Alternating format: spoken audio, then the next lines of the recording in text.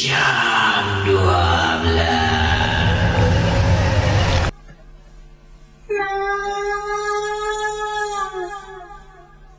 Buka tingkapnya, Mak datang.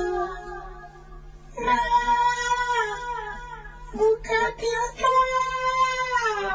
Panggilan tadi memulakan kisah yang pertama pada tengah malam ini. Itulah masalah yang dialami oleh seorang pendengar. Ibunya belum meninggal dunia. Belum lagi meninggal dunia, tetapi dalam keadaan nyanyuk, duduk di rumah berasingan. Mengikut seorang pakar, ibunya patut dipindahkan ke rumah yang lain. Sebelum ini, para pendengar, Ria 897. Kiriman daripada Kak Syarina mengatakan tentang ibunya yang dalam keadaan sakit, dalam keadaan nyanyuk dan menakut-nakutkan anaknya. Mereka sebenarnya tinggal sebumbung. Setelah Kak Syarina mendapatkan bantuan seorang pakar, pakar datang untuk menganalisis kejadian dalam rumah tersebut. Dan pakar kata Kak Syarina telah pun memberikan satu cadangan supaya ibu Kak Syarina ini dipindahkan ke rumah adik-beradik anak-anak yang lain. Jangan duduk sebumbung dengan Kak Syarina. Mungkin akan membahayakan anaknya. Jadi itulah ikut arahan pakar tersebut. Walaupun baru 2 minggu berpisah, ibu dengan Kak Syarina dengan anak dengan suami dari rumah yang dah bertahun-tahun dia duduk. Kak Syarina kata, seolah-olah gangguan ini hanya beliau saja yang rasakan. Mengikut kiriman email dari Kak Syarina mengatakan pada malam-malam tertentu, bukan setiap malam. Hanya malam-malam tertentu, tak tahulah. Kadangkala hari Isnin, hari Kamis. Kadangkala bila suami tak ada di rumah. Kadangkala bila suami sedang tidur nyenyak. Kak Syarina kata beliau akan terdengar suara ibunya seolah-olah datang daripada tingkap bilik. Nah, buka tingkap, nah. Mak datang, nah.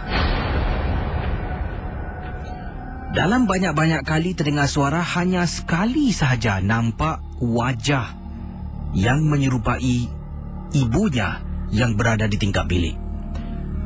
Teman-teman misteri jam 12, selalunya bila kita dengar kisah gangguan sedemikian, kita selalu tahu yang datang tu si mati, yang pergi takkan kembali.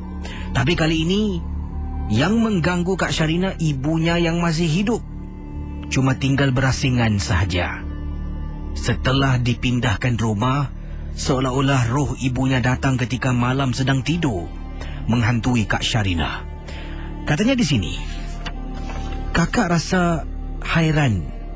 Kenapa kakak seorang sahaja yang dengar suara ibu, malah suami tidak diganggu, tidak pernah pun memberitahu tentang gangguan ini. Kakak tidak pernah beritahu suami. Sebabnya apa, Kesi? Sebab suami pada mulanya memang tidak setuju untuk mak berpindah ke rumah yang lain.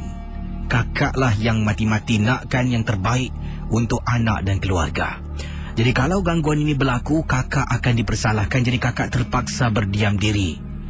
Kesi, bayangkan, sekarang ini masih lagi gangguan berterusan. Kakak cuba hubungi pakar-pakar itu mengatakan, memang macam itulah. Dah kena keluar dari rumah, dia datang. Tapi ingat, jangan sesekali kita patuh dengan arahannya. Walaupun memang, kata pakar tersebut, makhluk tu boleh masuk tanpa izin.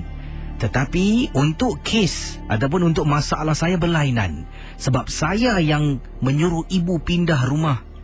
Jadi kalau saya tak izinkan, dia tak boleh masuk berjumpa dengan cucunya. Bayangkan teman-teman. Mungkin 2 pagi, 3 pagi, Kak Syarina kata dengar suara ibunya. Elah, setiap kisah hanya satu hiburan. Tidak ada sesiapa yang boleh mengesahkan kebenarannya. Jangan mudah kita percaya. Jangan kita terikut-ikut. Kalau rasa takut,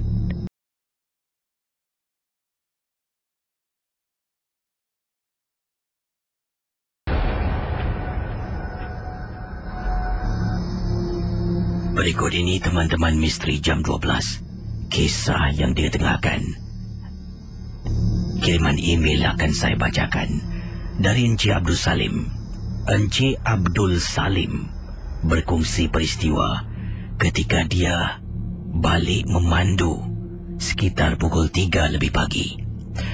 Encik Abdul Salim mengatakan beliau pada hari tersebut ataupun pada malam tersebut telah pun membantu seorang temannya menghantar beliau, isteri pada temannya dan suamilah itu kawan pada Encik Abdul Salim.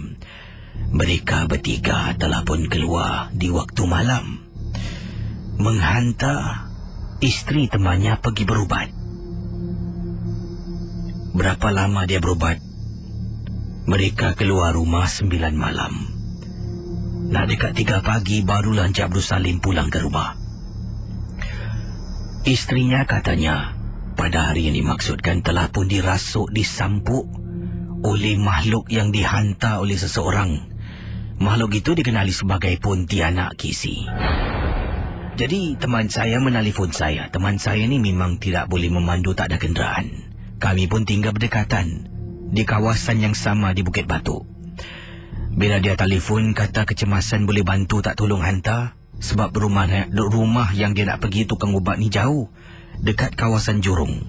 Jadi saya pun membantu temanlah sebab kami rapat, sejak kecil kami berkawan. Saya pun minta izin isteri pun benarkan saya keluar pergi hantar teman baik saya dengan isterinya pergi berubat. Sampai di sana saya tak pulanglah Kisi, saya tunggu.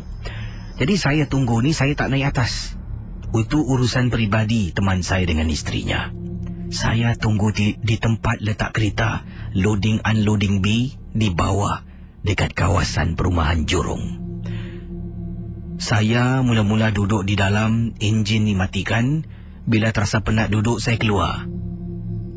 Bila saya keluar, saya ternampak ada seekor kucing hitam berlari masuk ke bawah kolong blok. Kemudian kucing tu berhenti. Dan kucing tu seolah-olah pusing memandang ke arah saya dan mengiau, seolah-olah kucing itu dalam keadaan nak bergaduh, nak menerkam. Walaupun jarak kami agak jauh Kisi, saya dekat loading unloading bay, kucing tersebut berada betul-betul di kolong blok. Bila dia renung dan tengok saya, dia mengiau macam nak menerkam saya. Saya pun apa lagi, masuk balik dalam kereta. Bila masuk balik dalam kenderaan, makin kuat Kisi mengiaunya. Saya hidupkan enjin, naikkan tingkap kiri dan kanan. Saya tenung kucing tersebut. Kemudian kucing itu masih tak henti-henti mengiau. Kata Encik Abdul Salim, Kisi, apabila saya berada dalam kenderaan lebih kurang 1 minit 2 minit, saya rasakan macam tak sedap hati Kisi. Tiba-tiba saya dengar sesuatu dalam kereta saya tak berani nak menoleh ke belakang. Kisi, rasanya saya tak nampak tapi rasa dan dengar. Pertama kali saya rasa macam ada orang duduk di tempat belakang. Yang kedua, saya dengar Kisi, bunyi suara wanita menangis di tempat duduk belakang. Kisi, saya keluar dari kenderaan. Kemudian saya nampak teman saya turun dengan seorang pakcik datang menuju ke arah saya. Lim, sini. Apa? Sini. Saya menghampiri teman saya yang memanggil saya di kolong blok. Kau jangan duduk dalam kereta. Afzal, tahu tu tak, isteri aku kena sambut Pontianak. Pontianak tu tak ikut ni atas, duduk dalam kereta kau. Kisi, bila saya tuli, pakar tersebut sedang membaca sesuatu di tangannya, kemudian menepuk kereta saya beberapa kali. Dapat rasakan Kisi, walaupun tepukannya yang diberikan tu hanya perlahan saja, tapi gegaran kereta ketika itu memang cukup kuat. Kisi, kemudian pakar tersebut mengatakan suruh saya buka pintu kereta. Saya buka ke semua 4 pintu kereta. Pakar itu membawa sebotol air dan renjis ke dalam kenderaan. Jadi saya tengok dia. Ni apa ni? Dah okey ke belum? Jangan takut, insya-Allah. Jadi saya tak berani nak duduk di bawah. Saya ikut teman saya naik atas, kata Encik Abdul Salim. Bila di atas Kisi tengok berubat memang seram. Benda tu baru rasuk balik isterinya. Bila dah rasuk, dia baca Kisi, dia meraung, "Abang, tolong bang, sakit." Benda itu saya dapat lihat merayu-rayu kepada teman saya. Dan pakar itu mengatakan, "Jangan percaya yang ini bukan isteri kau." Dia terus membaca dan membaca. Kemudian pakar tersebut mengeluarkan sejenis kayu, kata Encik Abdul Salim. Kayu itu ditusuk ataupun dicocoklah menekan telapak kaki isteri teman saya. Saya tengok tekanan yang diberikan tidak begitu kuat. Tetapi jeritannya seolah-olah ditikam dengan senjata tajam. Setelah nak dekat 2 pagi Kisi, barulah kata pakar itu dah selesai. Benda tu dapat dihalau dikeluarkan. Saya pun memandu ke rumah. Sepanjang perjalanan Kisi tak tenteram saya. Takut-takut benda tu muncul kembali dan duduk di tempat duduk belakang. Tapi Alhamdulillah sampai ke rumah selamat. Itulah pengalaman saya Kisi. Selamat tengah malam.